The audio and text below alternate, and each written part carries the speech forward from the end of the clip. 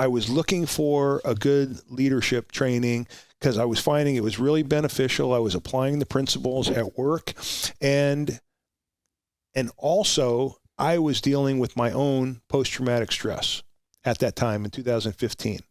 I won't go down this rabbit hole, but for 2 years straight, I'd been having nightmares. I couldn't sleep through the night. I was waking up in a cold sweat and, night terrors. I was the kind of guy that, my wife had to throw a couple blocks at night because, you start swinging and thrashing, or you hear a noise, or you think something's happening.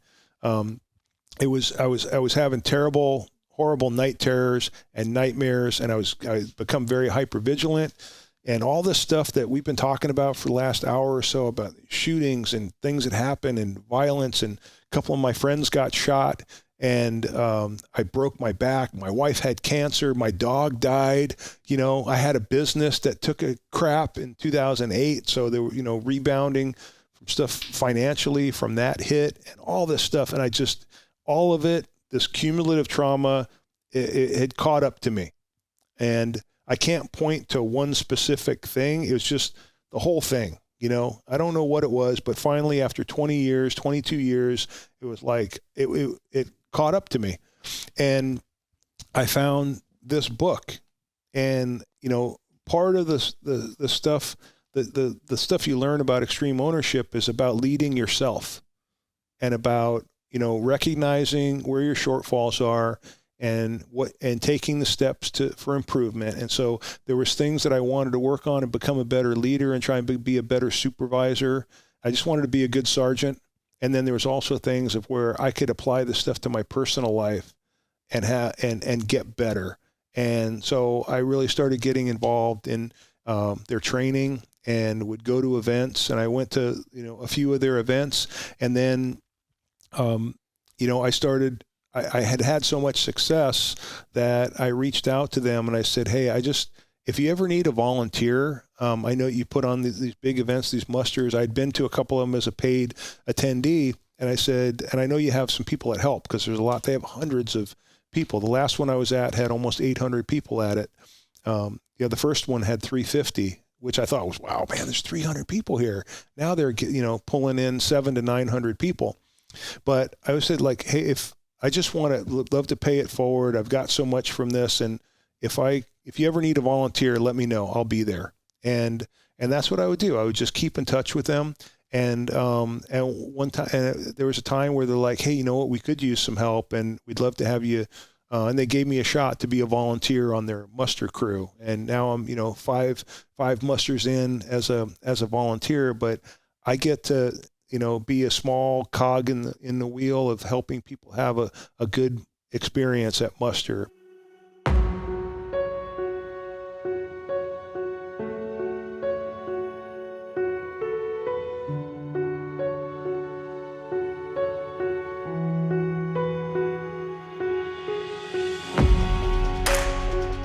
Welcome to the Transition Drill Podcast. I'm your host, Paul Pantiani. I appreciate you taking the time to watch. So let's get into this. I appreciate you driving down. I know that's had to be quite a drive, but fortunately it's in correspondence to, and we're going to get into this down the road, but it's related to the work you're doing now as a retiree. Before we get into that, where's hometown for you? Oxnard. Born and raised? Yes. Well, born and raised in, Long Island, New York is where I'm originally from. So I lived there until I was in fourth grade. So 9 years old, my mom remarried, and he worked for Grumman Aerospace. So he transferred to Point Mugu, which is in Oxnard. And then that's how we ended up in Oxnard in 1978. And big family, small family? I got two brothers. So mom, dad, two brothers. From your parents' first marriage or your mom's remarriage, the brothers? A mix. So my brother and my middle brother from, we have the same biological father. My mom remarried. And then I have another brother who's 10 years younger than me that is from the second marriage. Are you the oldest of the three? Yes. So you kind of led the train? I guess I would say that. Yeah. We ended up, the dads in our life didn't really do much for us. So, my parents were divorced probably by the time I was in kindergarten. I was living with my grandparents. and there was some domestic violence that happened. My dad had a drinking problem, and he ended up getting into, they were already split up, but he got into a DUI car accident when I was about 7 years old, and hit a tree or a telephone pole and ended up getting some partial paralysis and a traumatic brain injury. And, he spent the rest of his life living in a nursing home.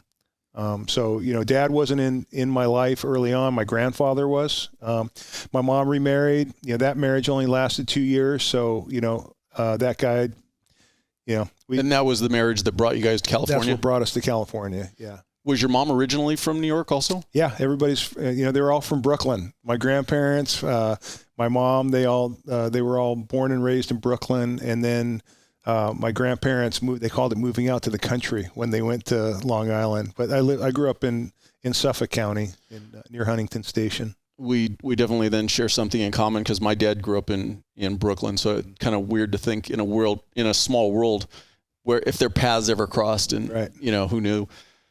When your mom came out to California and then got divorced, was it not a draw to go back home to New York? Oh, I wanted to go back. I mean, my mom wanted to try and make it on her own. So she didn't want to go home. She didn't want to go back and live with her parents. She wanted to try and make it on her own.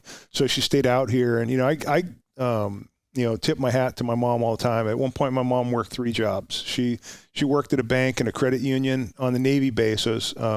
CBC Credit Union. There's a CB base there in Port Hueneme. There's Point Muguim and Port Hueneme, and she worked at that credit union for 34 years. But in the 80s, she worked as a teller at the bank, and then she was a Tupperware lady. You had that side business where you're trying to make some money with Tupperware, and then she had a paper route. So we were out. This is back when you still threw newspapers on the driveway. She had a paper route. And so, there was, at various times she was doing what whatever she had to do to pay the rent. And when you mentioned your grandparents and being an impact in your life, were they back in New York or were they here in California? Everybody was back in New York. So my grandparents, when I wanted to go back home, I always wanted to go back home. And, in fact, I did for 9th grade. I convinced them to let me go back for a year, and I went through 9th grade there, and then I fully intended on staying. I was registered for the next year, and basically my mom made me come home. She wanted me to be with her.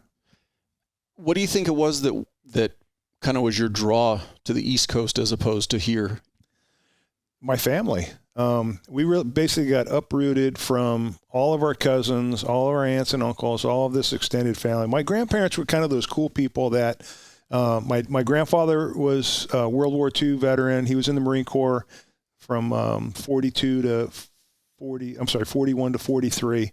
And but he never talked about his service. Like, I don't have any cool stories to tell you about what he did, because he was one of those people that even when I went in the Marine Corps, he still didn't tell me about anything. The only thing he told me was like, don't volunteer for anything. That was his advice, But my grandparents had this cool network of friends that they had grown up with, and all of those people were like my Aunt so-and-so. They weren't my biological family, right, but they were, Uncle Tony and Aunt so-and-so, and they were these like cool people. And my grandparents had a solid life. They had a house and they had jobs. My grandfather worked for Breyer's Ice Cream. So, when you're a kid and your grandpa has a commercial freezer, I'm talking about like with those lids that lift up like that, like you'd see in an ice cream truck. I'm sure you weren't popular with the kids at all. Man, and it was always full. So my grandfather always had a freezer full of ice cream, and they were taking care of us. But we had no family here, and we lived in Ventura County. We had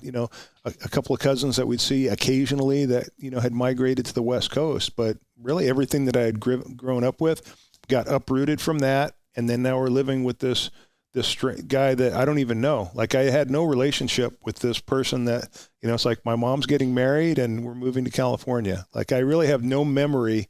I was 9 years old when we moved here, when they got married. I have no memory of ever have any real interaction with this person. So now, you're living in the house with this person 24/7. And then, my mom's trying to say, hey, could you call him dad sometimes? And you're like, no. Right? You're going through that thing as a kid going, I don't even know this person, but it didn't last long. They were within 2 years, they were done. And, we stayed out here, and the good thing about staying here is I met my wife. I met my wife when I was in 11th grade, and we've been together ever since 1986. I think that's really cool. I think that's one side of the story that's really cool. Yeah. Yeah. If I had gone home, I never would have met Andrea, and, we have my kids are adults. I'm a grandpa. I got a 2-year-old and another one coming in a couple months in December. So, we have a great life, but my wife and I, we took off together, and we just built a life, for ourselves. And so it's pretty neat. You mentioned your grandfather having prior military service, being a Marine. Was that your only influence as far as the military growing up? I would say so. There were a couple of that group all of them had served. One guy was in the Navy. Somebody might've been in the Army, but I grew up with, my grandpa was a Marine, and everybody talked about, my grandfather, and he was kind of a stoic person, just a strong guy. He went to work every day. And from a really early age, I knew that I wanted to join the military, and I was really inspired by my grandfather to join the Marine Corps. And so I have a letter at home that says, "Thank you for your interest in the United States Marine Corps, but because you're only 14 years old, you're going to have to wait." They sent me a sticker. So I got a sticker out of it. But I knew from an early age that I was always fascinated kind of with the military, and I would watch, the old war movies and things like that. But my grandfather, he was an inspiration to me, even though he didn't talk much about his service. I always, felt, and I still believe, Marine Corps is the best, and they were the toughest. It was a hard boot camp, and I felt like, to complete something like that, it would be, a huge, success for a young person. I was 17 when I went to boot camp. What about your brothers?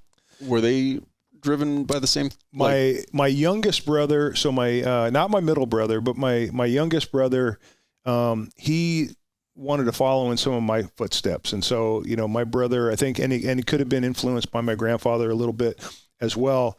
But my brother, when he graduated from high school, he joined the Marine Corps also, and he got injured in boot camp. And unfortunately, he came back home, and with this injury, and wasn't able to serve any longer, but he tried. And then he had an interest later in life in trying to get into law enforcement. It didn't work out for him, but there was an interest there for sure. You mentioned having an interest going in the Marine Corps. You knew as a young kid. What about sports? Were you a good student academically? Were you involved in sports? I was good enough to get a 2.0 so that you could play football, right? That was about it. So I had an interest in sports, but I never played organized sports because my mom couldn't afford to pay for Little League or something like that. So, I got to a point early on where I just wouldn't even ask my mom, because I knew that we were scrapping just for her to make. We literally were on welfare for a little while. And, if you've ever, people joke about the government cheese. Like, we had a brick of that government cheese in our refrigerator that, I look back on this thing of where, my mom was getting some kind of help probably from the state to get by. So, but when I got into high school, I just, basic football. I'm no superstar or anything. I was just good enough to make the team and played. I liked to play football. And then I tried out for baseball, and I made the team, but I didn't have a 2.0 grade average. So they wouldn't let me play. So that was kind of a bummer. But I just played high school football. And then as I got older and I got in the military, I played on a couple of base teams for baseball. I wasn't very good, but good enough to make the team and go play. And so it was fun. So I'm assuming with the struggle just to maintain the 2.0, there probably wasn't much discussion or even forethought on your part of thinking about college? I never thought that. I was like, there's no way. I'm barely getting out of high school. So there's no way. My thought was about, I'm going to join the Marine Corps, and I'm going to get out of here, and I'm going to go I'm going to learn some kind of a skill set and just go and serve. And I did have a feeling of a patriotic sense, even as a young person. Love my country, and I thought, I want to go serve my country like my grandfather did. I don't know what that's going to look like, but I want to join, and I want to serve and do something. And I didn't look at college as an option for me because, I wasn't doing well in school. I wanted to, I just wanted to get out so I could give me that diploma. Get that diploma. And, funny story about that is, I joined when I was 17. My mom had to sign the paperwork. So I joined in February of 1987. And so I was going to graduate, walk the line in June. Well, I was getting an F in English, and just we had the meeting because you weren't applying yourself. I wasn't applying myself. I wasn't, it didn't get it. I didn't try, and I ditched school all the time, and I deserved it. I was getting an F because I had earned that F. I fully deserved that F. And you have the meeting with the guidance counselor, and come to find out that I'm not going to graduate high school I'm going to have to go to summer school if I get an F in that class. So me, my mom, my guidance counselor had to go have a meeting with the English teacher and basically beg her to give me a D. And we had to prove to her that I joined the military, and if I don't get a D, I can't go in the military. And this teacher had every right to flunk me. And I can't remember her name, but I can still see her telling me, it's like, the only reason I'm doing this is because I hope the Marine Corps can straighten you out, and she gave me a D, and I shipped off, and went to boot camp. But, I always tell people, I thank that English teacher because, even delaying for a few months, your life just gets put onto a different track, and everything would probably be different because, right. A degree, one way or the other, it changes your path a little bit. And timing is very important with everything because, man, there's so much that could change. Was your mom supportive of you going in the military? She was. Yeah, she was. She knew that I wanted to do it. And so it was something, I mean, like when I had a letter at age 14, that, showing interest. And but my mom worked on a Navy base. And so she thought that, hey, if you go in, and I'm going into the Marine Corps, which is, everyone thinks of it just as infantry. And, my mom was trying to tell me, like, look, if you can get some kind of a skill, because if you go and just be in the infantry, well, what are you going to do when you get out of right. the service? That was her mindset. It's like, hey, you're going to probably go do 4 or 6 years. And then it'd be great if you had some kind of a trade that you could come out and get a job and take care of yourself. So I ended up going in open contract, which is like the stupidest thing that you can do. And put me wherever you want me. Yeah. Because I didn't know what I wanted to do. I couldn't come up with, there's all these options based on your ASVAB scores and all these different scores. And I literally didn't know what to do. And what I did is I literally put my trust into the Marine Corps to say, you guys put me where, I'm going to go, because I didn't really know what I was doing. It's like, I knew I wanted to go in the military, but I just don't know anything about how it functions and how it operates and all the different, opportunities. It's just, I wasn't that wise about that. I didn't have a good mentor. That's another thing too, is that I didn't have a good mentor to tell me, like, hey, here's some things that you should be thinking about, and here's some opportunities, and if you kind of go this way or that way, here's some things to watch out for. I didn't really have that. So, I was really at that recruiter's mercy of like just some dumb 17-year-old that, like, okay, he's in. And so I went to boot camp actually not knowing what my designation was going to be when I graduated, and ended up in a helicopter squadron, and met some of my best friends in the world, doing that, and in a support element. And it was cool, man. The Marine Corps was cool.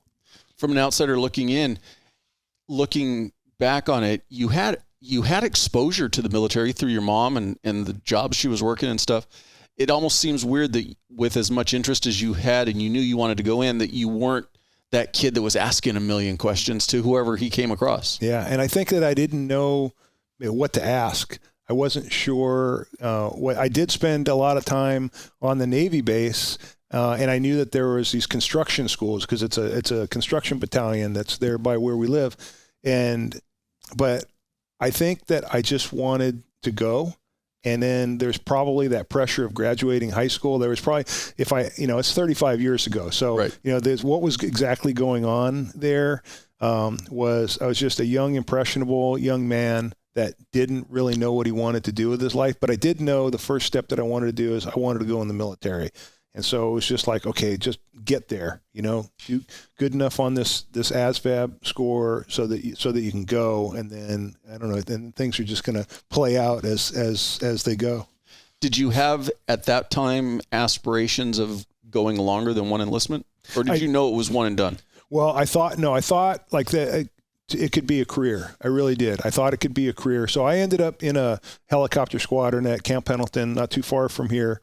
HMLA 367, Scarface, which is Hueys and Cobras, and in the admin shop.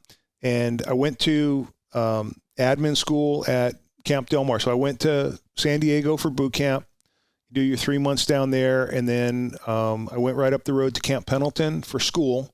So I go to the school, and I'm with about probably 300 people out on this parade deck, and you show up, and I got my job in the military based on where I was standing in the parking lot that day.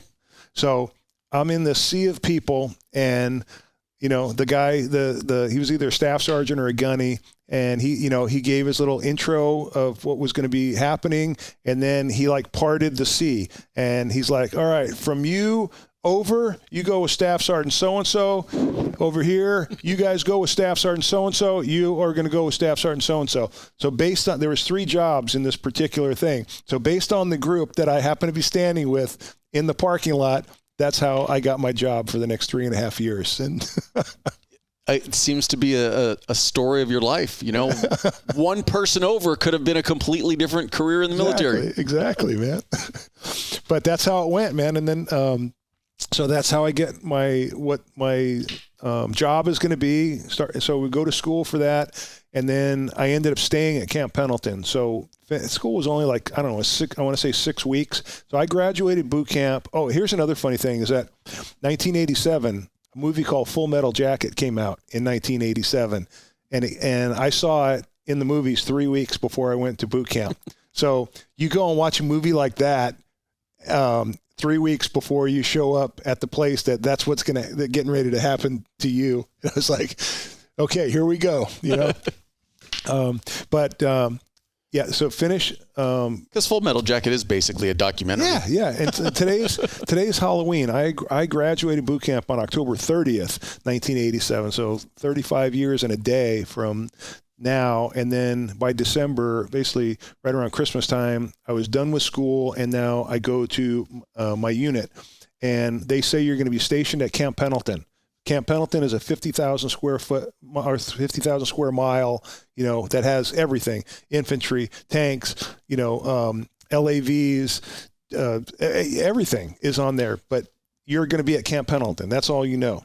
So I go to this little shack and give them my packet with my orders, and then, sit there for an hour, and some van picks me up, and they say I'm going to an air unit. So they drive me to the flight line at Camp Pendleton, and you go to the group, which is the headquarters for all these different squadrons, and then now you sit there, and they're thinking about, okay, which unit are they going to plug him in with? Okay, this unit just rotated back from Okinawa, Japan.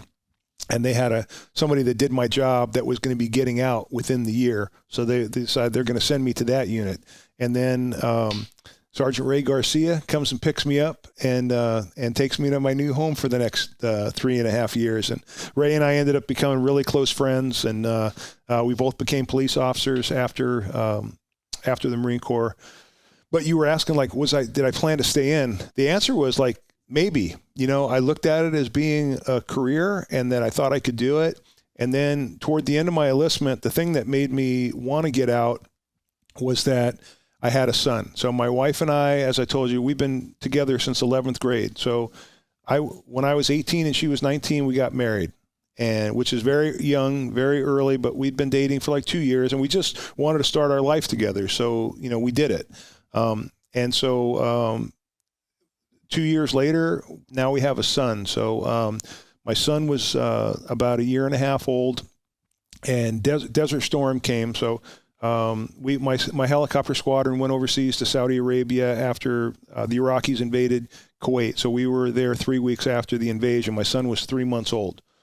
We left. We were gone for 7 months. The war happens, and then I come home, and now my son's 10 months old.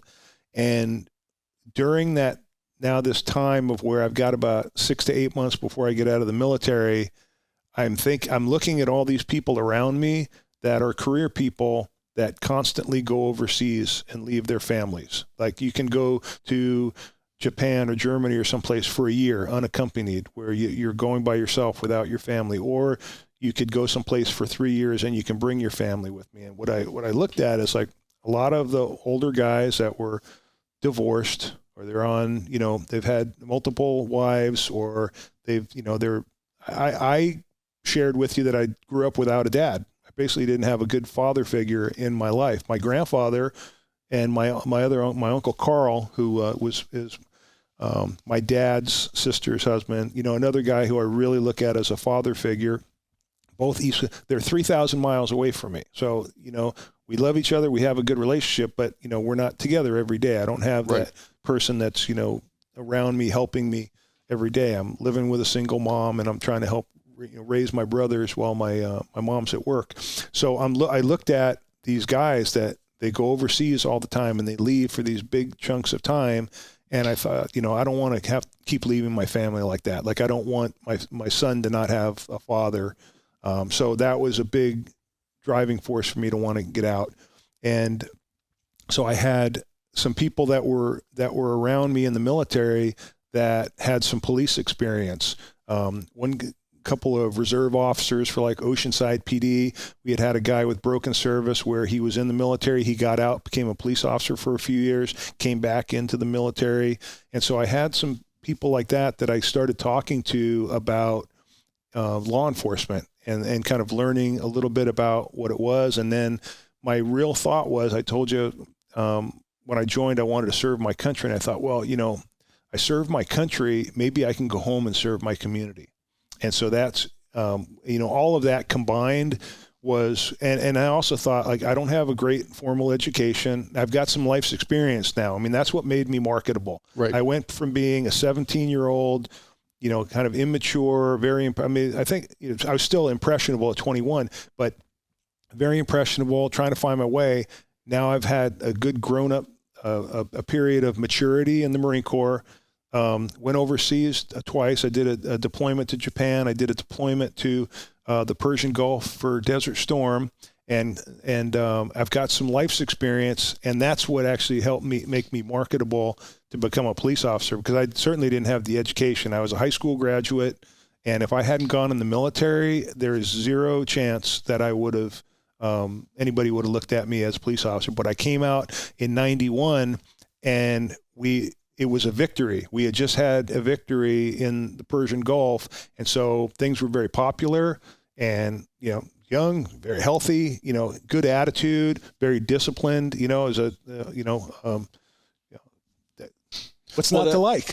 that 4 years that you spent though in the Marine Corps, comparing that to probably, I would say 85 to 90% of the other 21-year-olds who were testing to be police officers, you had garbage loads of life experience probably compared to them if they had not been in the military. I mean, those 4 years probably were equal to, 8 or 9 years just going through daily life. Right.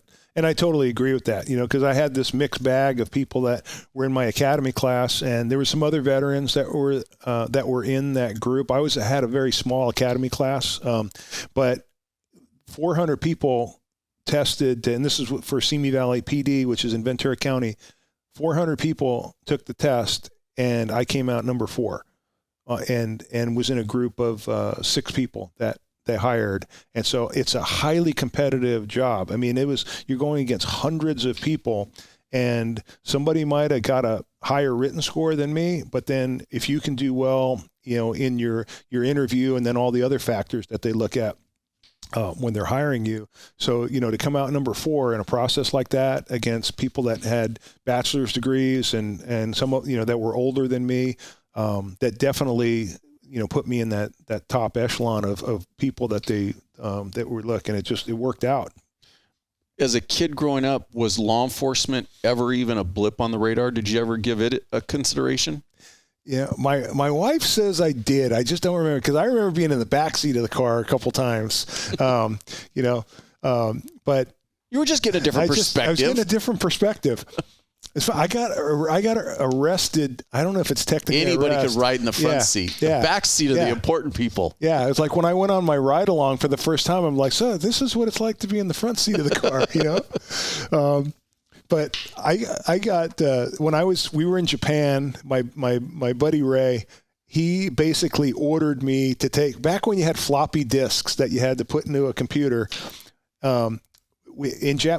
Even on the base, you had to have a Japanese driver's license. I had a California driver's, but you had to have a Japanese driver's license to drive even on the base.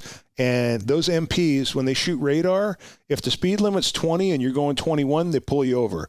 If it's 25 and you're going 27, they're sitting, bloop, oh, got a speeder. You're going 2 over. So my buddy tells me, you have to take this disc down to the group sergeant major. And I said, Ray, I don't have a driver's license. I can't go down there. Just go. Here's the keys. Go. I need you to go get this thing dropped off. Ray, I don't have a driver's license. Like, I don't make it. And this goes on for 5 minutes, and he outranked me, and he's like, just go take this. Everything's going to be fine. Go down and drop this thing off. Well, we have this, he's got this old beat up van, and the needle on the speedometer goes like this when you're, you know what I mean? It's like, am I going 25? Is it 23? Is it 29? This thing's like this. And I'm driving real slow down the flight line. And sure enough, Johnny Law is shooting radar, and I was going like 1 mile over whatever the speed limit was. And he pulls me over, and I'm like, oh, great. So I pull into the parking lot at the group headquarters, and I tell the guy, I give him my ID, and I say, look, I have to deliver this to the sergeant major. Like, his office, right? Here's the keys. Here's my ID. I have to deliver this by, there was a time. Like, I have to get it there by such and such time. So I go up to the office, and I can see the car and the MP, and I can see he's on the radio because I haven't come back yet.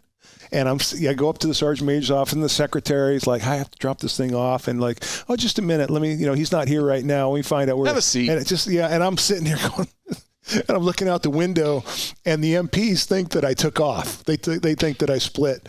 And so I can see more cars showing up on this thing, and I'm up in the second story, I'm in a hangar. It was a helicopter, wing hangar, and I see these guys out there, and I'm just like trying to play cool, and the sergeant major comes in.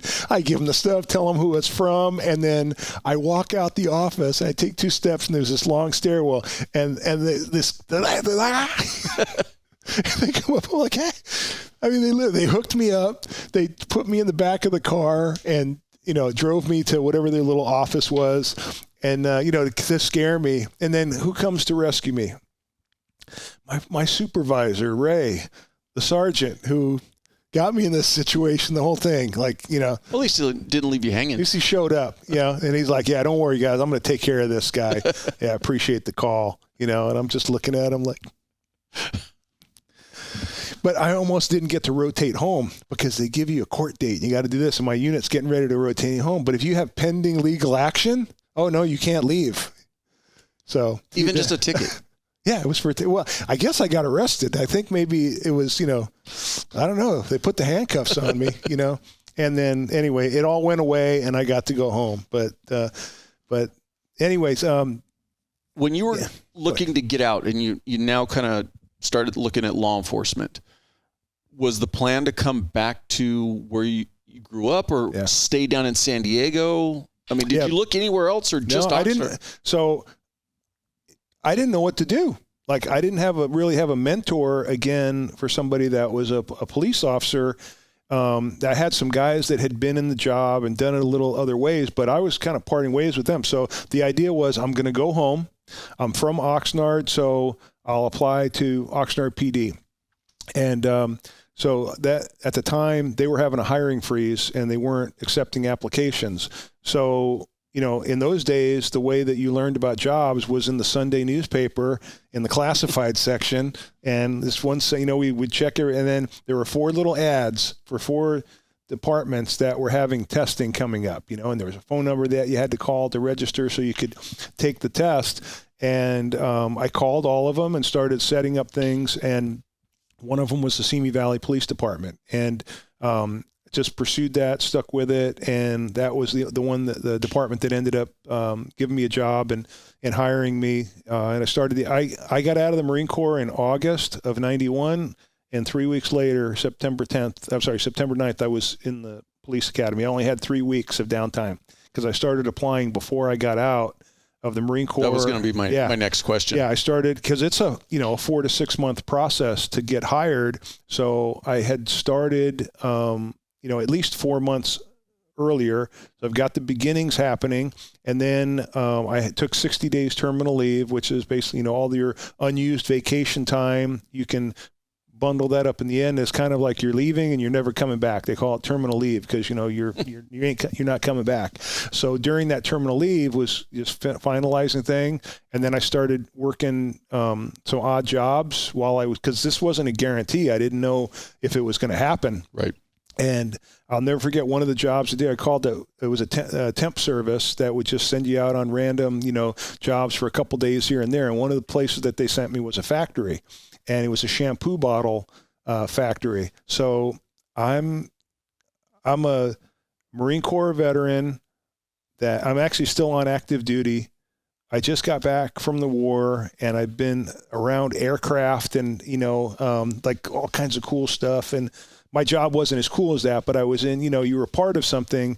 And now I was in a warehouse getting shampoo bottles that were coming down a conveyor belt with a hairnet on, with all these little Mexican ladies that could do the job 10 times better than I could. And I'm just, every moment was going, oh my God, I can't believe that I'm doing this right now, And I did that for a couple days, and I went home on my lunch break, and I told my wife, I said, would you be mad at me if I didn't go back? I just quit. I didn't go back because I was like, I literally was wearing a hairnet, and, you had to get these little clear bottles that, put them in the box the certain way. And I was like, oh God, please. So during that transition period where I'm waiting for the job offer that, anything could happen. You may not get a job offer, but things are looking good, but I'm hoping that I get a job offer. But it's also not just the job offer; it's then making it through the academy. Right. Yeah, it's just the beginning. Right. But so my backup plan is that I said, if I don't get this job, I'm going back in the Marine Corps. So you're kind of jumping each of my questions before I ask them. Sorry about that. No, it's perfectly fine. I got to do a better job of like.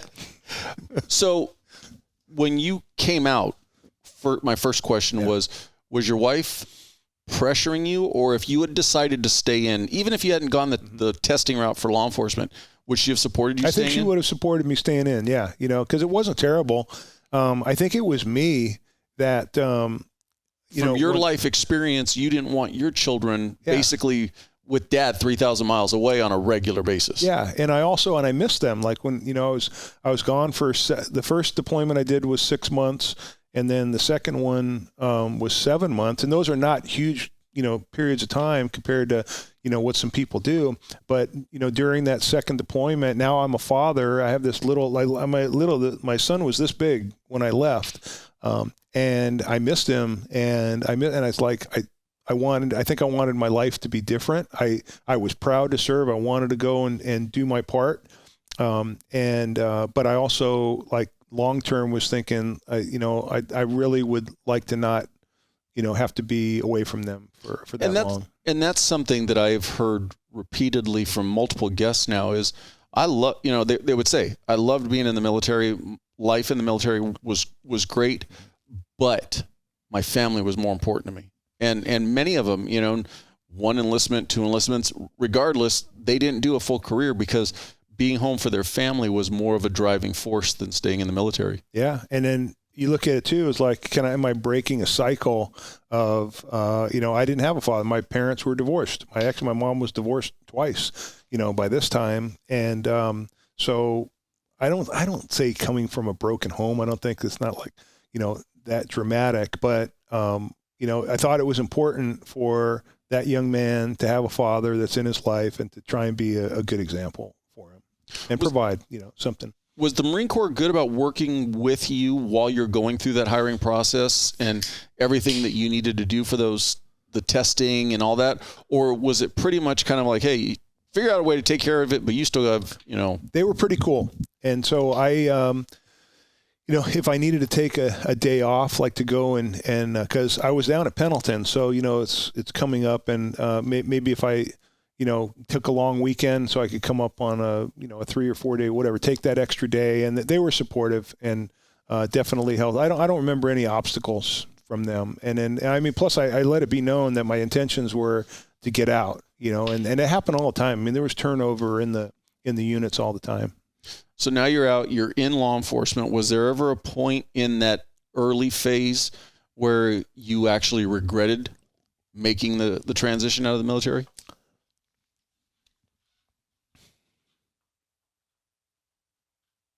When I drove off of Camp Pendleton, and when I drove off I think it was the Santa Onofre gate on, when I threw my hands up in the air, and I was like, I felt like I did it. Like I finished my enlistment, and I was like, yes, because I was excited that I'm trying to become a police officer.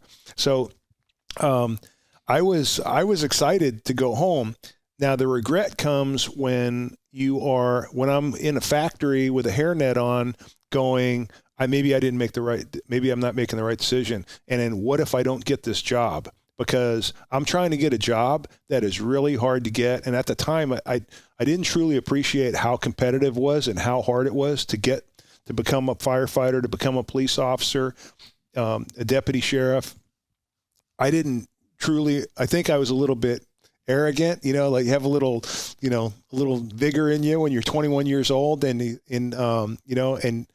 which helped me obviously because I got the job. But I was always, I think, looking at a fallback plan. It's like, hey man, if this doesn't work out, I'm going to the Marine Corps. And I was going to try and become either a crew chief, because I was in an air unit, and I like being around the aircraft. So I'm like, I'm going to try and go to crew chief school or go to Intel. That was kind of what if I had to go back in. But what I'm getting at is, once you were out, you're now a cop. Okay. A year into it, 2 years, whatever. Was there ever a point when you kind of looked back and went, maybe I should have stayed in the Marine Corps? On 9/11. And so I had been out for basically about 10 years when 9/11 happened. And when 9/11 happened, I felt like a piece of shit because I wasn't in the military and going to go over and go fight for our country. That was a time where I really seriously thought about, like, I think I'm going to go join a reserve unit, or maybe I'm trying to go back in the military. And I had this small window of where, I had to have a reality check with myself on, my abilities, and then also my situation. But I seriously, I think a lot of us there's a bunch of people that I worked with that were prior military that, that was the regret of, like, oh God, man. Was the reserves never a consideration prior to that? I thought about it, but I don't think I just thought that seriously about it. I thought, once I had the law enforcement job, I felt good. And then there was times where I thought about going back in the reserves, because I started thinking about serving and then potentially a second pension, because I had, do your time and then getting medical benefits or getting some base access at commissary privileges and things like that. And I thought about it, and I came to in the end, it was like, the best way I can serve is just serve my community and just go do a good job and try and be a good policeman. And you ultimately did 29 years. And where I want to go now is, what you're doing today is, we'll loosely call it peer support. Is that a good way of referring to it? Sometimes I do peer support, but I work for a treatment center. So I'm a the title is Public Safety Advocate for First Responder Wellness. And what I do is I advocate for treatment for first responders. So, and those that are dealing with post-traumatic stress, alcoholism, addiction, depression, anxiety, is working for a place where we can help those people. Because there's so many people that I worked with throughout my career that went out on stress and never came back, or there was 5 people throughout my career that took their own lives between Simi Valley and Oxnard. And just seeing some people going like, man, that person was savable if they could have gotten the help that they needed. And, I had about 15 years of experience as part of our peer support team and our trauma support team. And I got a lot of experience through that. That was what I was leading to, is how did you because you got involved in that while you were still active as a police officer. What was the impetus to get involved with it? Yeah. So in 2004, Dr. Larry Blum, who is a pretty well-known psychologist in Southern California, he started a program called Tactical Decision Making Under Stress. So at the time I was on the SWAT team, and I served on Simi Valley SWAT team, and then I served on the Oxnard PD SWAT team. And they had put together this instructor course, Tactical Decision Making Under Stress. And what it was is to put officers through scenario-based training and then immediately do a debriefing with them,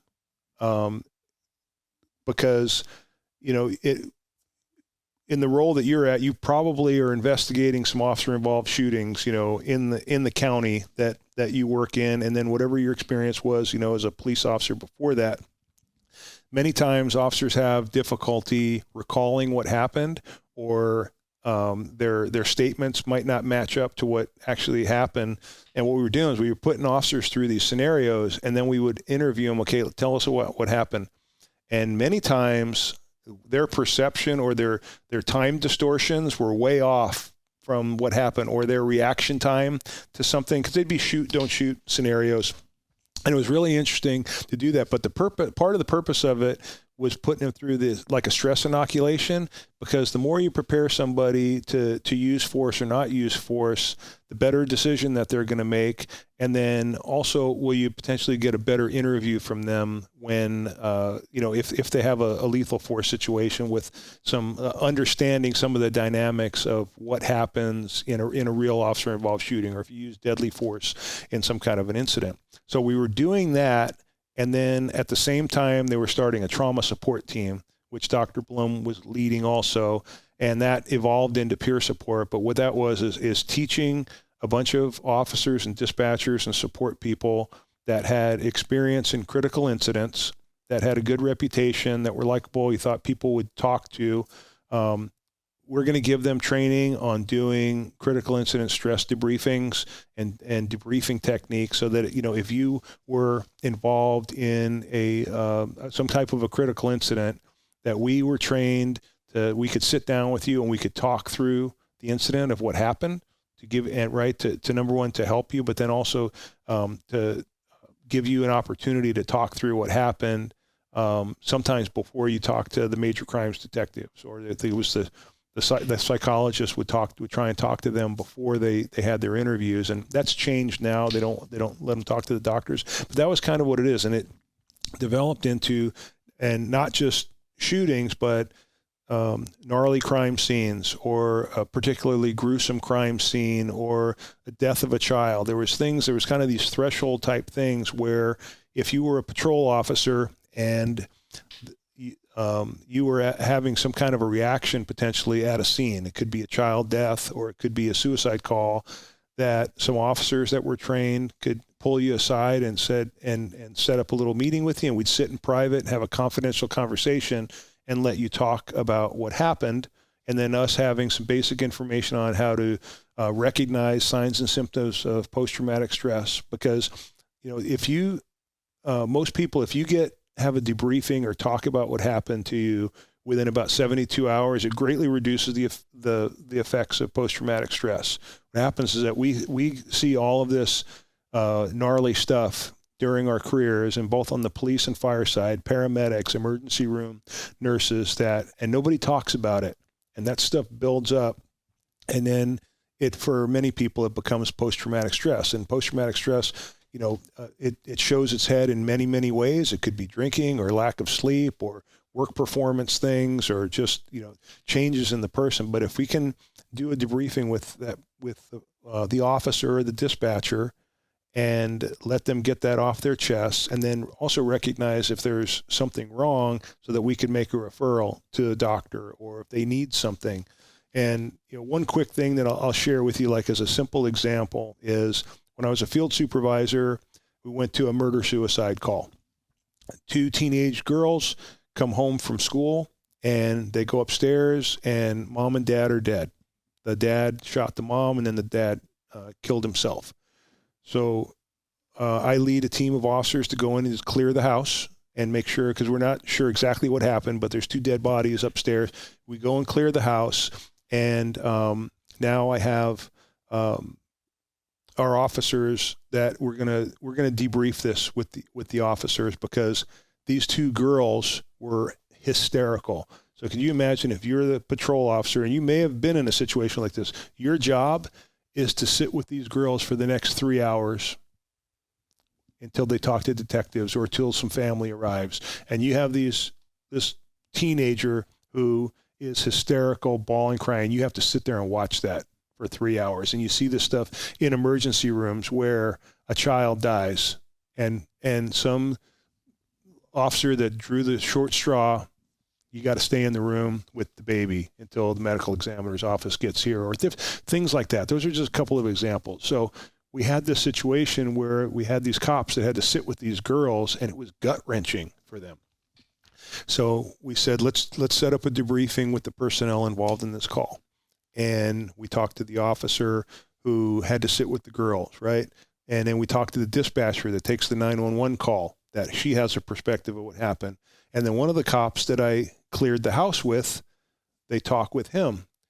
And that officer is totally fine about what he did, but what he starts talking about is that he divulges that, this call is not bothering me, but it just took me back to something 2 years ago where my best friend's mom committed suicide. And when I saw this, that's what I'm thinking about. And so what you're doing is you're doing peer support with this cop that call was a trigger for something that happened 2 years ago. Right. And that's what happens is with this stuff. It's not necessarily this particular call, but that many times they're triggers for other things. You had mentioned previously that you've experienced partner suicide. Had you experienced it at that point in time when you first got involved with it?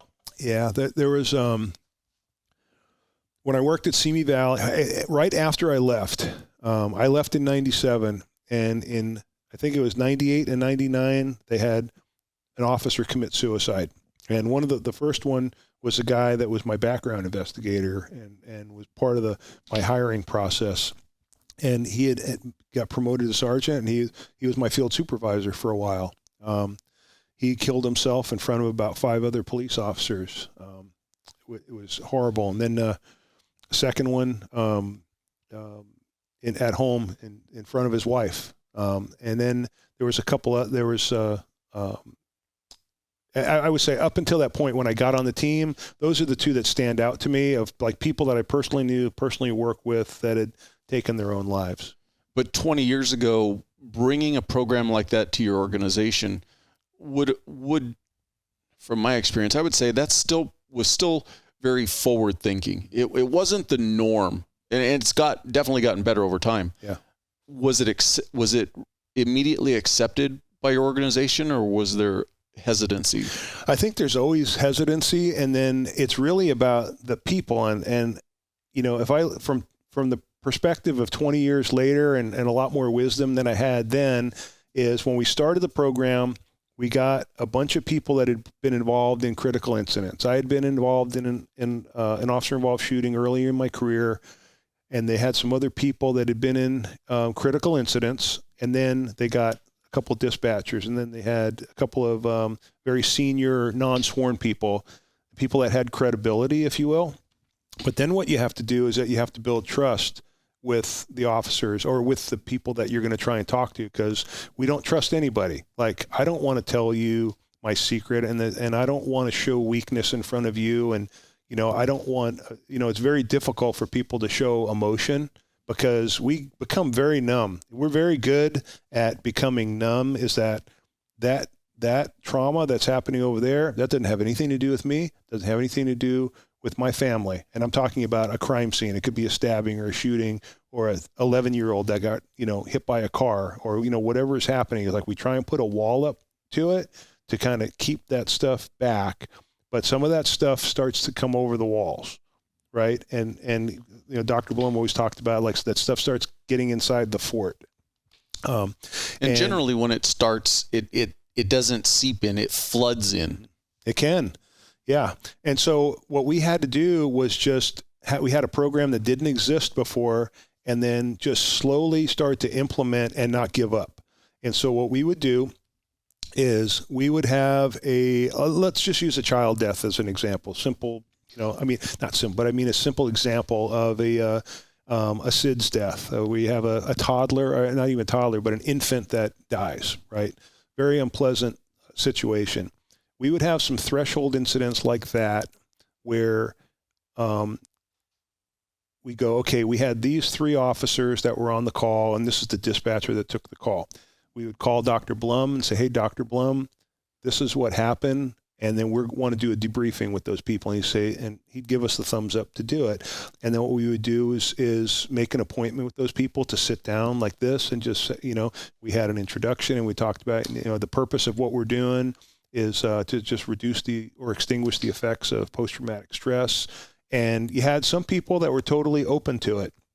And then you had other people that thought it was bullshit, or that they didn't want to, do it, and we tried not to, we didn't force anybody, to do it. But some people, what happened is that as we continued to do that stuff, you start to normalize it.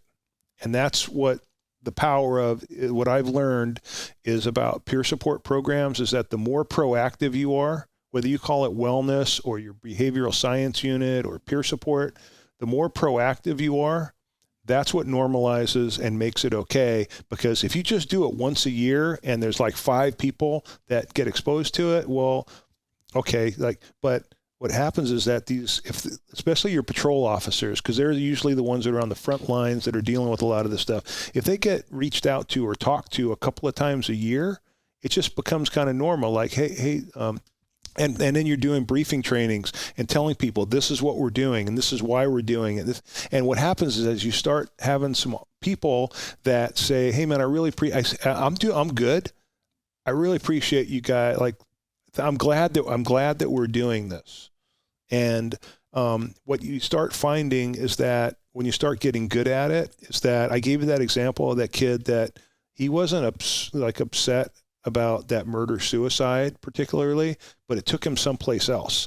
And that's what happens sometimes, is that you'll be talking to someone about something, and then that's your opportunity to find out that you're going through a divorce, that one of my kids has been sick, that I've been, maybe there's nothing there, everything's cool from this call, but they've been on the job for 15 years and there's some stuff bubbling up. I talked to one guy after I think it was an officer involved shooting. We had a shooting once with like 7 officers shot. The guy was driving he stole a propane truck, a full he's driving a bomb, right?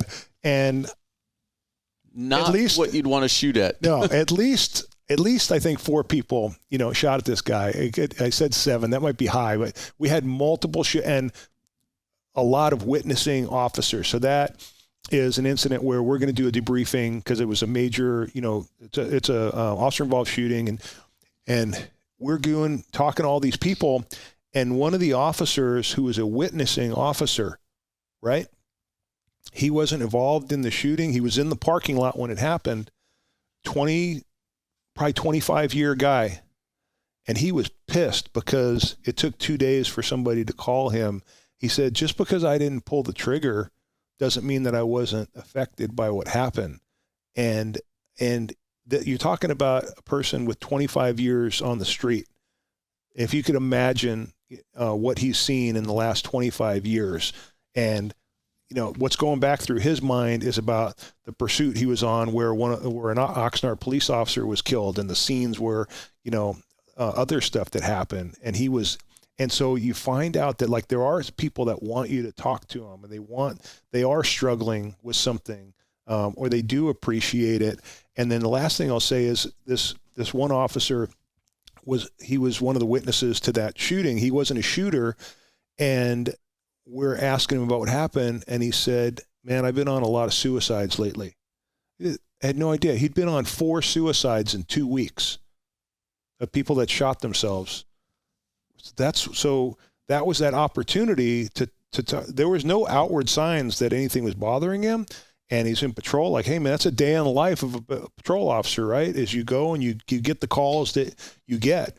But because we had an opportunity to talk to him, we got, you take the conversation where it wants to go. Like you and I, like, we said, when we kind of started this is like, we're going to just talk, man. And like, see where the conversation goes. And that's what you do in peer support, or when you do some debriefings, because let them go where they want to go. And, I'm okay with this. Yeah, these guys shooting at the guy in the propane truck.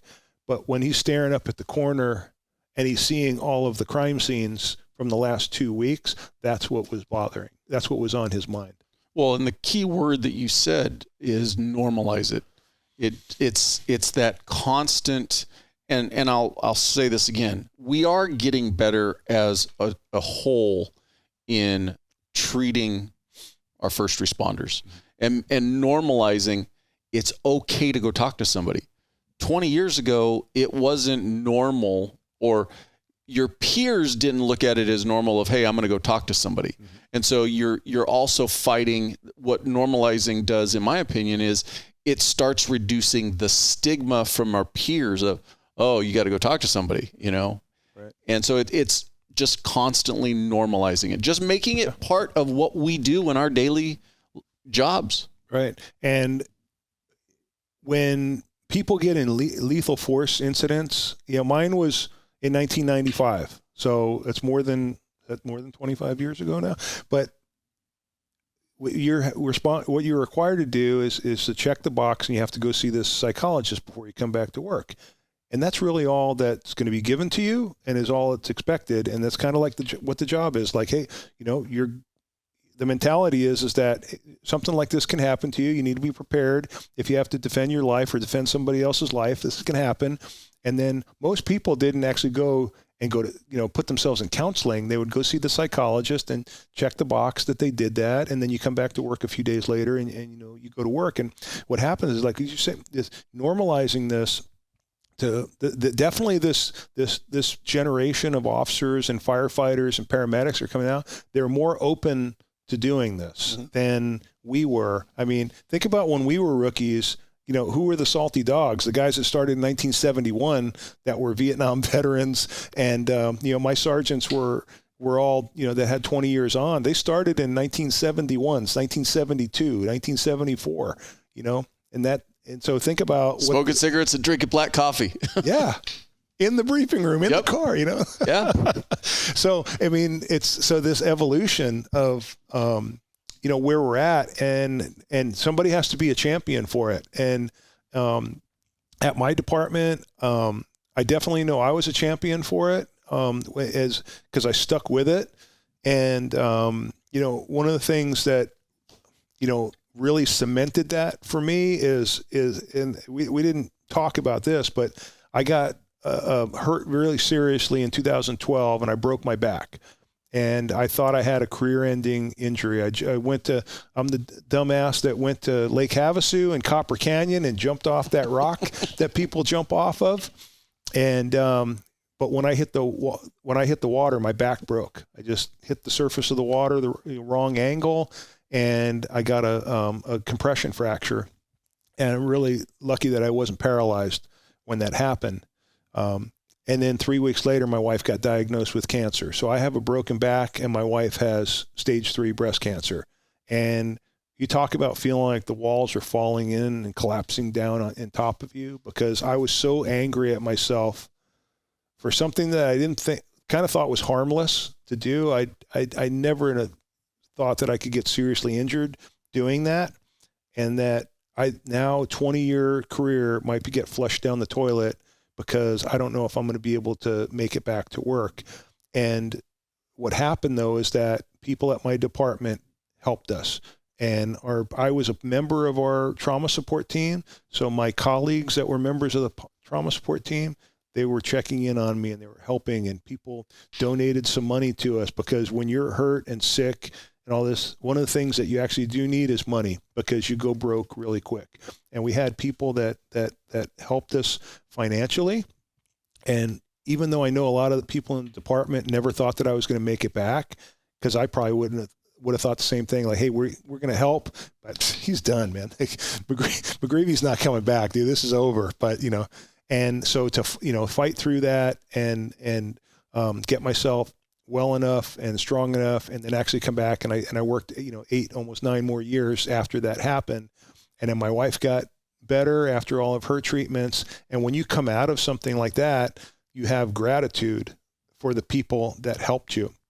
And I had a tremendous loyalty that there were so many people that helped. Vacation time, all these people donated, because I zeroed out. It was an off-duty accident. So I zeroed out my vacation, and then now I'm at a position where I might not get paid. And what happened?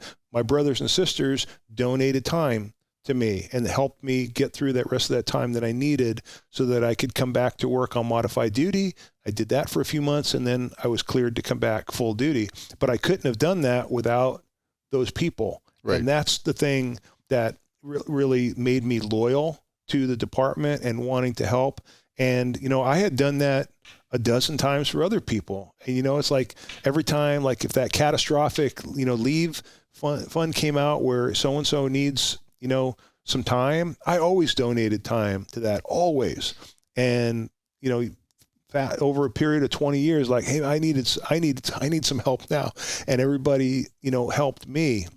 And so getting through that, it put me on another level of wanting to help, because I can't pay you guys back financially, but I can pay it forward and just try and do what I can to be more of a servant. When you first got involved with your organization, did you have to go to specialized training or anything? We did it with Dr. Blum. So we're talking about peer support or wellness. Yeah. So Dr. Blum, we would do like 3 and 4 day trainings of learning about stress management, learning about post-traumatic stress, learning about addiction and alcoholism and what stress does to the brain and the changes that happen. But then it was spending a lot of time learning how to do a debriefing and then learning what to look for. I gave you several examples of where we were talking to somebody and then you find out some information about something, and that's your opportunity to help maybe they need a resource, maybe they need a referral someplace, or maybe you just need to call them once a week for a month, to check in on them to see how they're doing. But learning about that stuff. So it was all led by Dr. Blum. And then as you fast forward now, there's post-certified courses, 2-3 day or week-long courses that give you the basic certification. But that's what we were doing with Dr. Blum, was leading everything. When did you cross your bridge as far as seeing that this was something you wanted to do post-retirement? I would say, so I retired in 2020, and around 2017, 2018, 2 years or so before I retired, I started getting nervous about retirement. I started getting anxiety of, I've done this for my whole life. I was a field supervisor. I was in a community policing detail. So I did a couple years as a field sergeant, and then I had a team of officers that I worked with in a called the neighborhood policing team, and it was a community policing detail.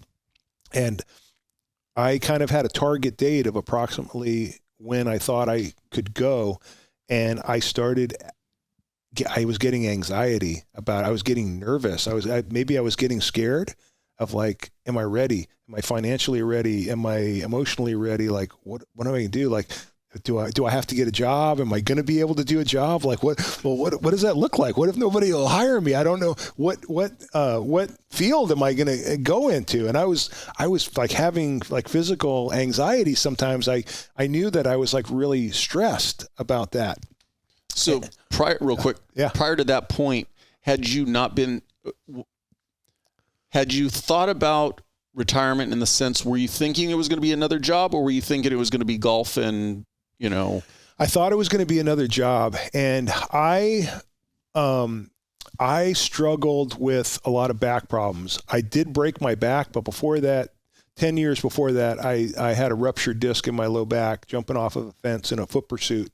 And I was actually struggling with back pain already. So I was actually worried that I was even going to make it through my full career, because I was really struggling with low back pain, because I had permanent damage to my back and it just was getting worse. And so I would look at, hey, what's a fallback? Like, what if I don't work my full career and I don't get to a medical retirement? My wife and I had started a small business, and we did that for 5 years, like on the side while I was working. And then the recession of 2008 came and crushed our business like it did a lot of businesses. But, I was looking at, what's a fallback? Like if my back just can't make it any longer. And And so I thought about that. And then as I was getting to that transition part where I was thinking about getting out, what I really started focusing on is, what's my next mission going to be? Because I felt like, telling you this stuff about the wellness part of it, I liked it. Like, I really liked helping. I started developing a good kind of knack for connecting with people, building relationships, a lot of stuff like that. And we had a mass casualty incident in Ventura, the borderline. We had an officer get killed in a motorcycle accident. We had another officer the year before that almost got killed in a motorcycle accident, took a header and got a major TBI. And so in addition to all these things that were happening, like on the patrol side or a shooting or debriefing people, then you have a major spike that happens with like a mass casualty or a catastrophic injury to one of your employees. And so I was building a lot of experience of learning how to manage, not to say manage, I was only a sergeant, I wasn't a manager, but, my managers would basically say, Jeff, you need to go do what you do. Right. And I felt like I was getting good at that. And so I thought, I don't know what it'll look like, but man, it would be great if I could maybe get into training or something like that for peer support or getting wellness. What I wanted to do, I wanted to continue to help cops. That's kind of what my mindset was. And I got some really good advice from JP Donnell, who works at Echelon Front. He's on Jocko's team. And, JP planted this seed in my head about finding your next mission. And for me, I spent 33 years serving either my country or my community, 4 years in the military, 29 years as a cop. And it's like, what's your next mission going to be? Because I'm not done. And I think I have a skill set to where I can continue to serve and help our brothers and sisters. And then once I kind of had that mindset of like, that helped point me in the direction that I wanted to go, then it was like the road kind of opened up, and then opportunities started to, I don't want to say they appeared before me, because I developed those relationships but I sought out these organizations that I thought were doing a pretty good job with wellness and figuring out like, oh man, okay, how can I get on their team, or how could I be of service to them if it's even possible? So had you known of first responder wellness before you kind of had that light, that epiphany of like, okay, this is where my post law enforcement career is going to take me? Yeah, I first started with, I learned about first responder wellness in 2018, and I'll be very brief because I don't want to divulge anything that's anywhere remotely identifiable to anybody. But we had an officer that was addicted to pain medication. He was an alcoholic. He had a lot of injuries, and he needed to go to a treatment center. And I had never dealt with that before. And quite frankly, in the end, it ended up being kind of a disaster. But I got into that Rolodex of contacts that I had, and I called some people and I said, hey, here's the situation that I have. And they said, okay, I'm going to connect you with this person. I got connected with somebody. They then connected me with a treatment center that they said they had a first responder program. It was out in Palmdale. So I spent 6 hours on the phone with with the first responder, with the place, connecting everything, and I get him to go there, and he left within about 2 to 4 hours, and he said, there's no first responders here. There's a bunch of junkies here. I'm like, I'm not staying here. I don't feel safe. You said this was a first responder program, and he left. And in the aftermath of that, me and my commanders, like, we got to solve this problem. Like, this is going to happen again. And that's how we found first responder wellness, is because we have to find a culturally competent place that takes care of cops and firefighters and dispatchers. And that's what their wheelhouse is. And that's what they're good at. But that's the kind of the journey to get to first responder wellness. But I actually thought I was going to work for the counseling team. Dr. Nancy, I think, or they're based actually down here in San Bernardino, Riverside area. The Counseling Team International, they were doing a lot of training. They were doing peer support training and wellness training. And so I was talking to them about trying to get on their training cadre to, support wellness training. And I thought that I was going to do that. And then I was talking to another sergeant in the sergeant's office, like we do, and he's getting ready to retire. I'm like, yeah, man, this is what I'm going to do. And he's like, listening to me talk, he's like, I need to introduce you to my friend Greg, because they're looking for a guy like you for this nonprofit up in Santa Barbara. And that I had no idea was an option. So I worked for a nonprofit for 1.5 years before I went to first responder wellness. But I got linked up with a nonprofit that was paying for counseling services for first responders and their families, and it was amazing. It was fantastic. And then, as time went on, unfortunately, it wasn't a good sustainable program, but I did a really good job working for them, and I got the attention of first responder wellness. All about relationships. All of this stuff is about building relationships with people.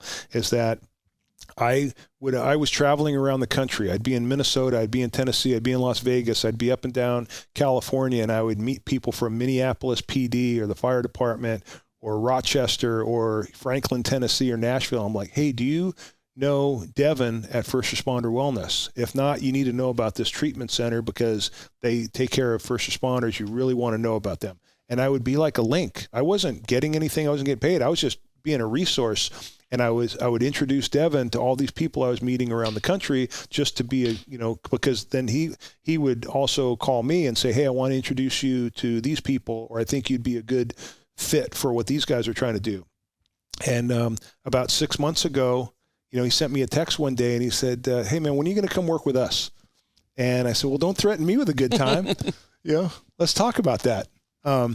And it was what I wanted. I wanted Devin to call me someday. I was hoping someday maybe there'd be an opportunity, because I kind of admired what they were doing, because I look at the treatment center as this company that's helping first responders at a higher level. There's so many people that I worked with that didn't make it to retirement or stuck a gun in their mouth when they could have if they could have gotten the treatment, the help that they needed for the post-traumatic stress and for the nightmares and for the drinking and, all the personal problems that they had. But they made this other choice that was just devastating to everyone around them. And the people that went off on stress retirements, that like, man, that person was savable. There's a 15-year cop that they go out and they do a good job every day, but the guy was in the military and now he's been a cop for X amount of years. And he's had some calls that are bothering him. And instead of being able to get better and come back to work, they go into the workers' comp system and then they never come back because they're not getting to the place to get the help that they need. And that's what I love about First Responder Wellness, is that they're helping cops and firefighters and paramedics from all over the country. They're flying here to Southern California to get intensive treatment, to deal with those things that are actually normal, the experiences and the feelings that they have. They're not alone. There's thousands of other cops and firefighters just like them that are struggling with these things, and it's just they don't know what to do. They don't know where to go to get help, or they think that nobody can help them. And you hit on it. So First Responder Wellness is based here in Southern California? Yeah, they're in Newport Beach, yeah. And the treatment facility is live-in facility, so they'll bring you in from other parts of the country? Yeah, so it's a residential treatment center for public safety. And it's not a lockdown facility where people are shuffling around in gowns, But it's only first responders. Only, exclusively. So the only people that we take care of are cops, firefighters, dispatchers, paramedics. We get a couple of emergency room nurses occasionally. We get some FBI, Border Patrol, some secret squirrels, and a lot of the federal agents that come in are ones that are on, human trafficking or investigating child sex crimes. After 3 or 4 or 5 years of doing that, it's extremely traumatic. And especially if you have a family, and that's what kind of happens is that, we start to see things, and then, if you have a child that's a similar age of these horrors that you're seeing over here at work, it really can screw you up. You hit on JP Donnell and Jocko's Echelon Front. You also got involved with them. How were you able to do that? Yeah. So in 2015, I saw one of my officers reading this book called Extreme Ownership. And I always joke about this because it was the night shift, graveyards, and I walk into a storefront and he's sitting in there reading a book. And so as a field supervisor, my first thought was I'm so glad that my officer's reading a book right now in the middle of the night. But he's a great guy. He's a hardworking guy. And he's like, hey, Sarge, what's up, man? I'm just taking a little break. And he says someone had given him this book, and he tells me about it. He's like, I can't put it down. It was written by these 2 Navy SEALs, and it's really good. And I was prime for a good leadership training book. So I saw what it was.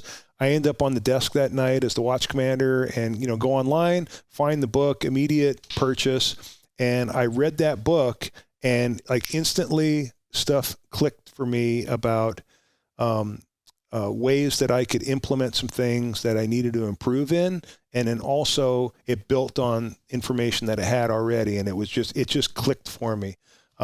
So I started following Jocko's. I had never listened to a podcast in my life ever.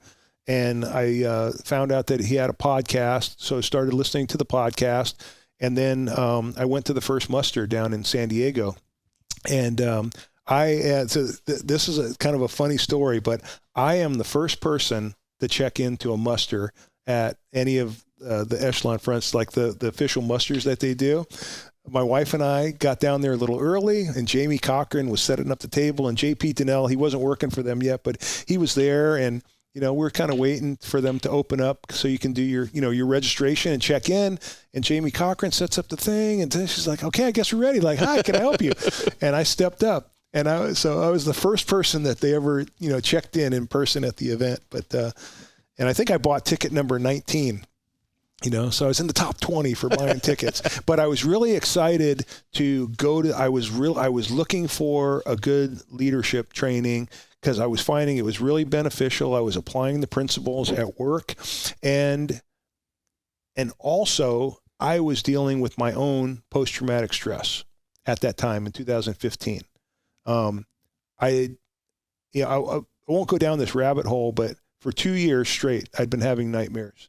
I couldn't sleep through the night. I was waking up in a cold sweat and, night terrors. I was the kind of guy that, my wife had to throw a couple blocks at night because, you start swinging and thrashing, or you hear a noise, or you think something's happening. I was having terrible, horrible night terrors and nightmares, and I become very hypervigilant. And all this stuff that we've been talking about for the last hour or so about shootings and things that happen and violence, and a couple of my friends got shot, and I broke my back. My wife had cancer. My dog died. I had a business that took a crap in 2008. So they were, rebounding from stuff financially from that hit and all this stuff. And all of it, this cumulative trauma, it had caught up to me. And I can't point to one specific thing. It was just the whole thing. I don't know what it was, but finally after 22 years, it was like, it caught up to me. And I found this book, and, part of the stuff, the stuff you learn about extreme ownership is about leading yourself, and about, recognizing where your shortfalls are, and taking the steps for improvement. And so there was things that I wanted to work on and become a better leader and try and be a better supervisor. I just wanted to be a good sergeant. And then there was also things of where I could apply this stuff to my personal life and get better. And so I really started getting involved in their training and would go to events. And I went to, a few of their events.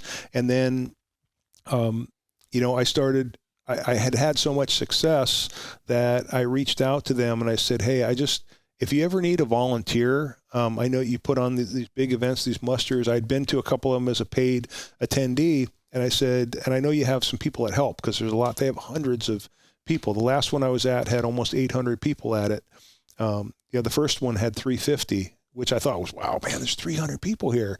Now they're, pulling in 700 to 900 people. But I was said, like, hey, if I just love to pay it forward. I've got so much from this. And if you ever need a volunteer, let me know. I'll be there.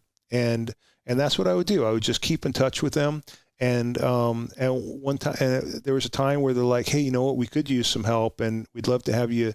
And they gave me a shot to be a volunteer on their muster crew. And now I'm, five musters in as a volunteer, but I get to, be a small cog in the wheel of helping people have a good experience at muster by helping them, get checked in and just help with getting people set up if they have questions, and then Jocko and Leif and the team, they run the show. And then I'm just, kind of in the back and the operations people just helping with, there's a group of us of, about 10 people that go to all the musters and just help out.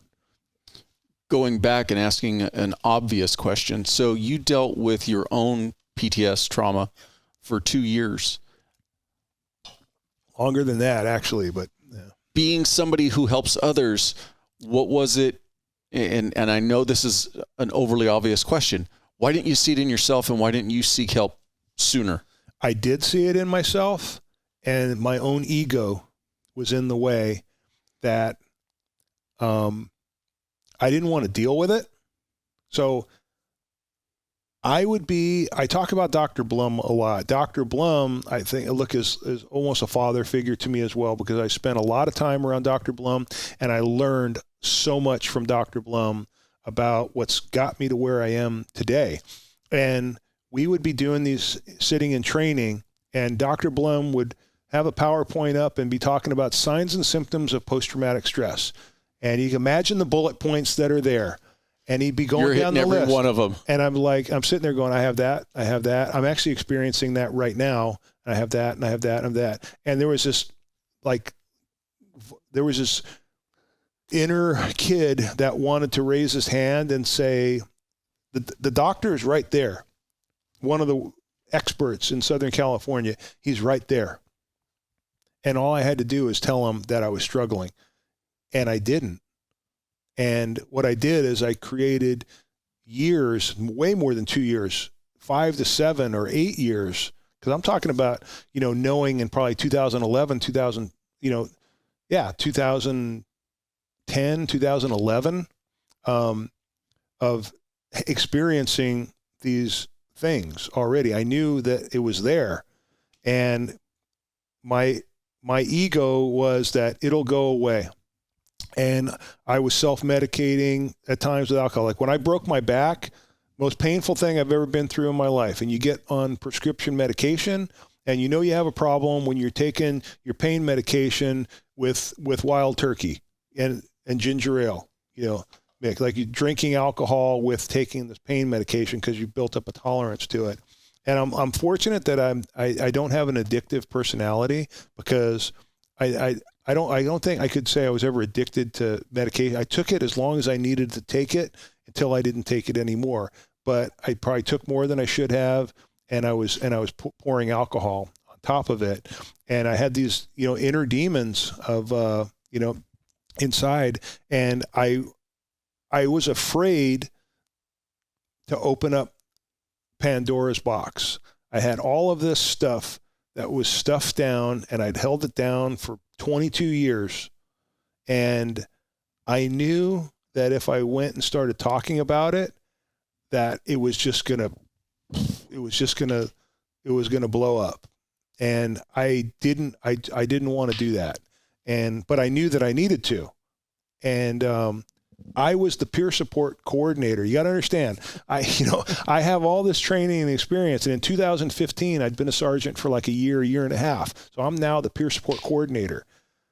And what made me, if you don't mind, just jumping into like what I did to get my help is that I'd been struggling. I'd been having nightmares literally every night. I was afraid, like I would lay in bed and I wouldn't go to sleep because it was like I'd start falling asleep and I would wake up. It was like I was afraid almost to go to sleep because I knew when I fell asleep I was going to have a nightmare. And so you end up just like awake. And then, your sleep deprivation and all the stuff that builds on day after day after day. But I was like, I didn't want to go to sleep because I was going to have a nightmare. And I was I became the CIT coordinator, the crisis intervention training coordinator, and the peer support coordinator. So now I'm just dealing with mental health all the time. So I'm in the CIT academy. And there was a therapist that was talking. She had a veteran, and the topic was veterans and PTSD. There was this 1 hour segment during this 40-hour training. And I knew her. I talked to her before. I knew who she was. I knew she was legit because I knew her for a couple of years. And they were talking, and I'm sitting there in the class, and I know that I'm in the throes of post-traumatic stress. And she wrote her name and phone number up on the board, on the whiteboard. And it's that same thing of how many times have instructors that you've been there, if anybody wants to reach out to me, here's my information. And nobody calls. Or, maybe somebody takes a picture, but it never goes anywhere. And I made the decision right there that I'm going to call her. And that's what I did. And I said, her name is Kim. And I called her, and she knew me. Like I said, we knew each other for a couple of years, very loosely, just from working around each other. And I told her, here's what's going on. And, could you connect me with someone that you think that would be good? Because I didn't want to call Dr. Blum, because then it's connected to work. I wanted to talk to somebody that was away from. I had this weird thing too of like, I almost thought of Larry more as my friend than our doctor, but all it was an excuse. Because when I talked to Larry about this stuff, Larry's like very blunt. I don't know if you ever met Dr. Blum. He's a character. He used to be a power lifter. And as we're sitting here in your gym, but this is a studio. You're in a studio. We're in a studio. But Larry would be like, that's the stupidest fucking thing I've ever heard, Jeff, because he's like, why didn't you talk to me, And, but that was taking those first steps to make that phone call. Right. And then what happens, we come up with excuses not to call or not to show up to the appointment, because when I started going to the therapy, what was happening is that I would just start crying and I didn't know why. And I would go and sit with this doctor. Her name is Nahed, wonderful woman. And I would just like start talking about stuff, and it would just like a baby. And I didn't understand why. What happened was, if I always tell people, like, you remember the scene in that movie called Analyze This, when Robert De Niro, he's talking about, when I see puppies play, I start to, it makes me cry. It's like that joke about like little sensitive things or emotional things. Like I would get way more emotional than I should get about something. And it was like all of this stress and trauma that I had been exposed to for a long, long time, it just totally boiled over. And I couldn't stop it from boiling over anymore. And I had to go offload that. And what I did is I took my own medicine. And I started seeing this therapist, and I would go once a week. And, we just start talking about some things that had happened. And I'd go through and I'd talk to her about, this is what happened when my friend got shot, and I rode in the ambulance with him to the hospital. And this is what happened on this. And then I'd talk about, about the shooting that I was in 95. And like those one particular things, it's not like one thing. It was just all of this stuff. And then, like I said, this catastrophic injury, I was in pain all the time. My wife had gone through this horrible cancer ordeal. And then we had some financial challenges. We were trying to, and I said my dog died. Like when my dog died, I was so distraught about when we had to put down our Labrador, but it's just because you're on overload. Like it's full. And there's a Clark Paris, who used to be a Vegas Metro cop. He had this thing, an analogy, called it cop stew, of this, all the buildup of that pot. And it goes down a little, it bubbles, and then that's just the pot is just overflow. What people say, your water glass getting too full, whatever analogy you want to use, like that's what happened. And Dr. Blum talked about it. We have walls around us, and we were inside the fort, and stuff starts getting inside the fort, and you can't keep it from coming in. And so all of those things put together, that's what was happening to me. And the word that sticks out with me, and I think that it's our biggest detriment, is our ego. Yeah. We all see what our flaws are. When we look in the mirror, we see our flaws and we know what we need help with. Mm-hmm. It's our ego that prevents us from asking for that help. And the worst part about it is when, for many of us, when we finally do get to that point of asking for help, I don't want to say it's too late, but it could be a whole lot better if we'd have just push that ego to the, and I know it's easier said than done. Yes. Push that ego to the side and just admit, hey, I need to talk to somebody. Right. And that's the whole thing, is like, it's so much, and that's why I understand when a cop or firefighter is resistant to getting help, because they just don't know what they don't know.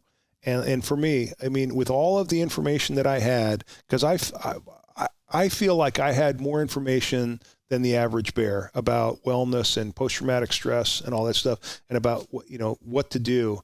And I still was resistant to getting help. And then there was, the ego part of your reputation, right? I didn't want people at work to know. I was a supervisor. I didn't want my subordinates to know or to think. And then, it's funny when I talked to my family about this, like, oh yeah, we knew you had PTS for years. And because I think I'm doing such a good job of hiding it. Right. And you want to know your flaws, just ask your family. Ask your trust kids me, you ain't hiding it from them. Yeah. Just ask your wife and your kids. And they had this thing of where, like, they would come over and they would, to my wife, they'd be like, is today's dad like this, because they knew, and I was trying to act like, they didn't know and I was hiding it, or I wouldn't tell them, but they knew, they didn't know exactly what was wrong, but they knew some stuff was wrong. And so it's like getting over yourself, and like, and that I could have saved myself years, like you said, years of internal turmoil. And just if you get, every cop or firefighter worth their salt is going to have PTSD multiple times throughout their career, and some manage it better than others. And so just, accepting the fact that, okay, it's normal for me to have, so it doesn't mean that you can't sleep. It doesn't mean that you can't go to work. I showed up to work every day. I didn't call in sick. I wasn't like not showing up to work, but there was things behind the scenes that were really troublesome to me. And I wasn't feeling well. But to realize that it's normal what you're experiencing, and it's also fixable. Because I'm going to have post-traumatic stress for the rest of my life. And then you could also use to label yourself. Like if you have your pity party and go, like, it's almost like if somebody gave you, a bad medical diagnosis, that you just could use that as some excuse for something. And once you stop that and go, no, that does not, post-traumatic stress does not define me. Larry talks about it. Take all that pain and wear it as a badge of honor. All of that trauma that you got, right? Wear it with pride, because you earned it. Right. You earned it doing this job, and that it's normal and it's manageable and it's fixable. And that's what, if anybody gets anything out of this, is that whatever it is that you're going through, there's 1,000 other cops out there just like you, and switch the patches off your uniforms with the calls and the things that they saw. The job is the job. It doesn't matter where you are in this country. The job is the job. And we're all seeing the same stuff. And at the end of the day, we're all just human beings. None of us has a superpower that makes us better than the next one. We all put on a uniform, we all do stuff, and we all see horrible stuff, and like you said, some may deal with it better, but ultimately all of us are suffering from it. Yeah. And so set yourself up to be successful, lead yourself. Stuff. What have I learned from Jocko and Leif and JP and Dave Burke is that you have to lead yourself. If you want to be a good leader, first you have to lead yourself. Identify, say, look in the mirror, and there's things that that you have to work on. Work on those things, and work on your family, and work on being a professional, and your life will get exponentially better. Mine did. And then, when it comes your time, to move on from the military or from the first responder, life is, think about what it is that's important to you. And a couple of things that were important to me is I wanted to continue to help cops, and I wanted to continue to grow as a leader. And I'm getting to do, both of those things. I get to help in a small way, support the mission of what Echelon Front is doing at their musters, and help people have a positive experience at that training. And then every day I help cops and firefighters and their families, with all this stuff that we've been talking about.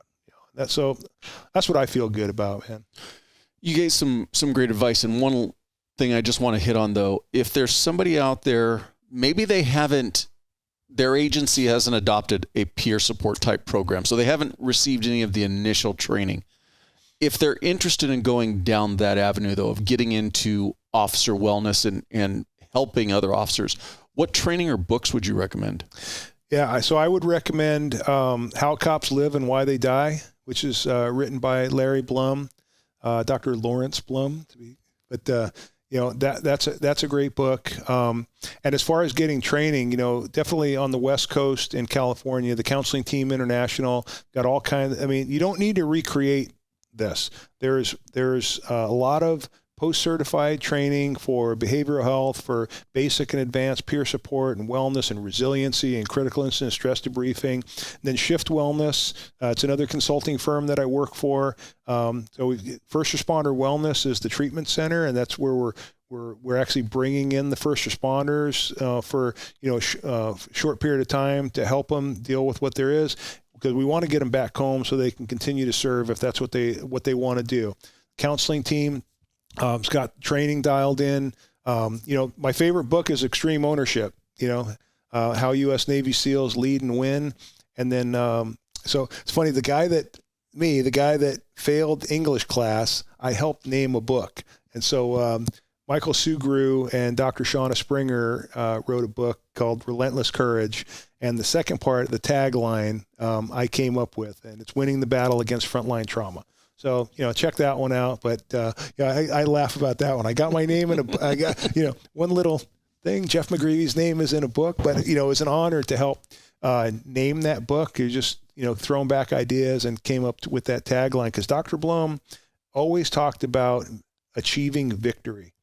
And it's winning the fight on the street, winning the gun battle, but then also winning the emotional battle. And it's like, what can you do to set yourself up to be victorious? And victorious is a lot of different things. How do you be victorious with your family? How do you be victorious by having a good marriage or raising good kids or having, a solid career?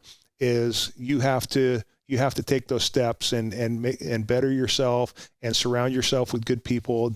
Relationships are paramount. So develop those relationships with your network, so that when you're done with your career, you've got some people that you can go to get guidance, and doors will open up for you if you have the right relationships. That's for sure. It's not going to just come to you. You already kind of jokingly referred to this, a person putting their name on the board, but if somebody does have questions and wants more information or just wants to talk to you about wellness, sure, how do they get in touch with you? LinkedIn would be the best way. So Jeff McGreevy, I'm on LinkedIn. My Facebook is also just my name. And then my Instagram, I just kind of keep that private for a closer network. But I'd love to interact and talk to people. I get several people that reach out via LinkedIn. They kind of see what we do. And I'm always looking to talk to people who are in a similar space. And then, if you're a first responder that needs some help with something and you just need somebody to talk to maybe help try and point you in the right direction, I'm happy to do that. I appreciate your time, sir. Thank you, brother.